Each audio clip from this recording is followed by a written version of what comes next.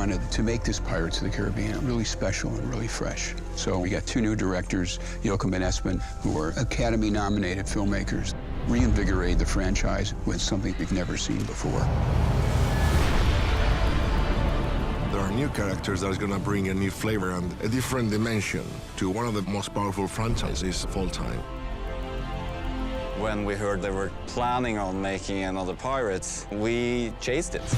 We wanted it to feel like a ride, be fun and scary and emotional, and that means huge action pieces. On action, that building is going to explode. We only get one crack at this. Action!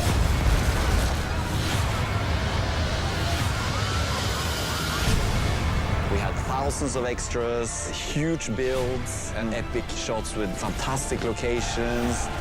This film is exciting. There's something huge happening every day. So it has an energy and a force behind it that I've never really experienced before.